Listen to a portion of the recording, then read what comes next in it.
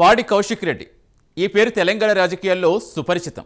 ఎందుకంటే గెలిపించకపోతే చచ్చిపోతాను శవయాత్ర అంటూ ప్రజలను ఎమోషనల్ బ్లాక్మెయిల్ చేసి మరీ ఎన్నికల్లో విజయం సాధించారు కౌశిక్ రెడ్డి. అదొకటే కాదు, నిత్యం ఆయన వివాదాల్లో ఉంటూనే వస్తారు. ప్రతి దాంట్లో వేలో కాలో పెట్టడం, దాన్ని రాజకీయ సంచలనంగా మార్చడం కౌశిక్ రెడ్డికి నిత్య కృత్యమైపోయింది. తాజాగా మరో వివాదంలో తలదూర్చారు కౌశిక్ రెడ్డి. అసలు కౌశిక్ రెడ్డి చుట్టూ వివాదాలు తిరుగుతున్నాయా, లేదంటే వివాదాల చుట్టే కౌశిక్ తిరుగుతున్నారా? అసలు ఆయన పొలిటికల్ కెరీర్ ఏం సూచిస్తోంది? వివాదాలు కేరాప్గా మారిన కౌశిక్ రెడ్డి పొలిటికల్ జర్నీని ఈవేళ తెరచాటు రాజకీయంలో చూసేద్దాం.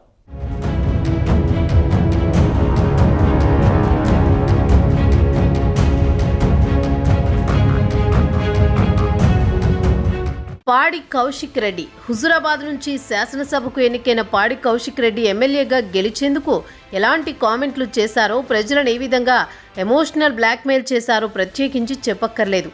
సాధారణంగా రాజకీయ నాయకులు అనేక వివాదాల్లో చిక్కుకుంటూ ఉండడం చూస్తూనే ఉంటాం.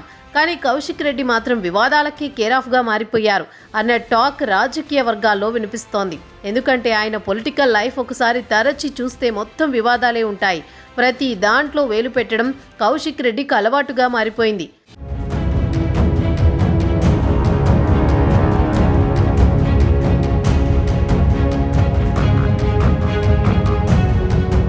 హుజురాబాద్ ఎమ్మెల్యే పాడి కౌశిక్ రెడ్డి, జగిత్యాల ఎమ్మెల్యే డాక్టర్ సంజయ్ ఒకరిపై మరొకరు దాడి చేసుకోవడం తెలంగాణ రాజకీయాలను ఒక్కసారిగా వేడెక్కించింది.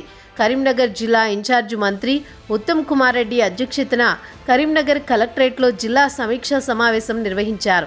ఈ సమావేశానికి మంత్రులు శ్రీధర్ బాబు, పొన్నం ప్రభాకర్, ఉమ్మడి కరీంనగర్ జిల్లా ఎమ్మెల్యేలు హాజరయ్యారు. ఈ సందర్భంగా ఎమ్మెల్యే సంజయ్ మైక్ తీసుకుని మాట్లాడేందుకు ప్రయత్నించగా కౌశిక్ రెడ్డి అడ్డుకున్నారు. దీంతో ఇద్దరి మధ్య తీవ్ర మాటల యుద్ధం చోటు చేసుకుంది. ఇది కాస్త ఇద్దరు కొట్టుకునే స్థాయికి చేరింది. సమావేశంలో ఎమ్మెల్యేలు దాడి చేసుకోవడం ఉద్రిక్తతలకు దారితీసింది. రంగంలోకి దిగిన పోలీసులు కౌశిక్ రెడ్డిని కలెక్టరేట్ నుంచి బయటకు లాక్కెళ్లారు.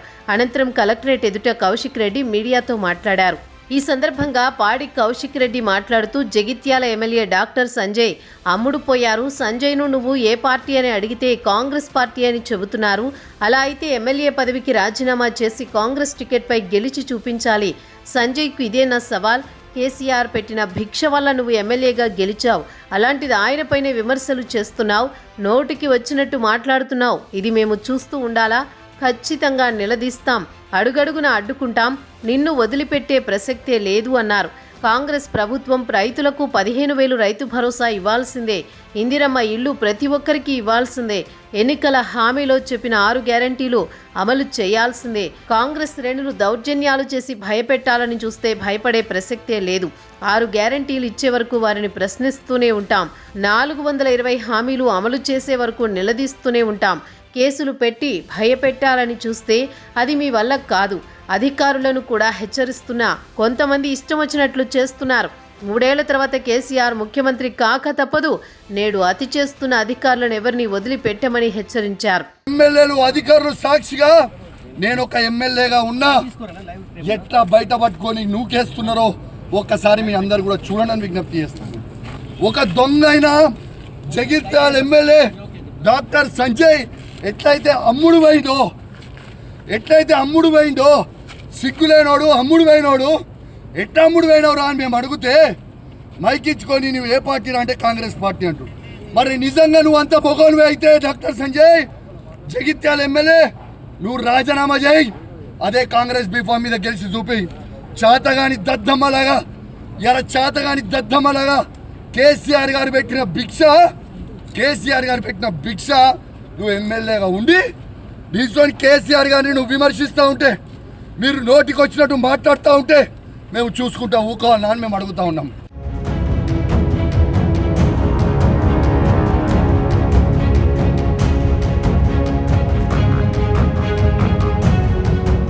మొదటి నుంచి కౌశిక్ అలవాటుగా చేసుకున్నాడు. గొడవలు పడగానే వెంటనే మీడియా, సోషల్ మీడియాలో బాగా హైలైట్ అవుతాడు.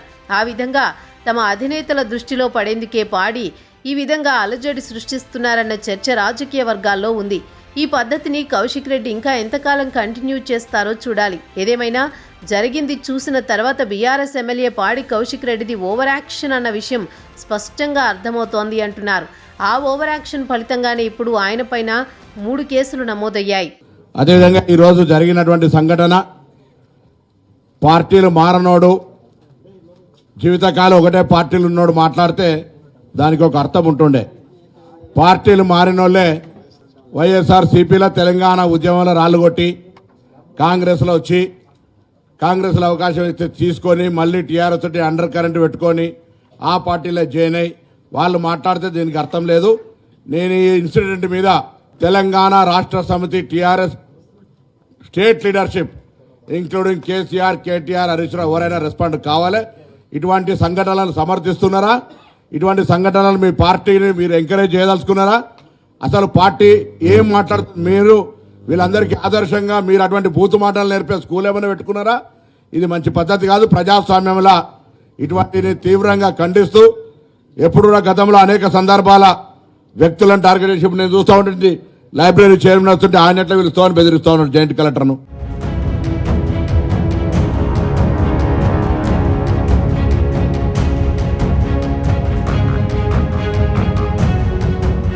ఇప్పుడు విషయం ఏమిటంటే కేసీఆర్, కేటీఆర్ దృష్టిలో పడేందుకే పాడి ఇలాంటి గొడవలు చేస్తున్నట్లు అందరికీ అర్థమవుతోంది.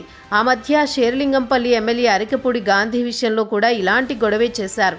గాంధీ కూడా బీఆర్ఎస్ తరపున గెలిచి కాంగ్రెస్తో నడుస్తున్న ఎమ్మెల్యేనే. సమయం దొరికినప్పుడు లేదా సందర్భం దొరికించుకుని ఫిరాయింపు ఎమ్మెల్యేలతో రాజీనామాల కోసం గొడవలు పడడం కౌశిక్ అలవాటుగా చేసుకున్నాడు. గొడవలు పడగానే వెంటనే మీడియా, సోషల్ మీడియాలో బాగా హైలైట్ అవుతాడు. ఆ విధంగా తమ అధినేతల దృష్టిలో పడేందుకే పాడి ఈ విధంగా అలజడి సృష్టిస్తున్నారన్న విషయం అర్థమైపోతోంది.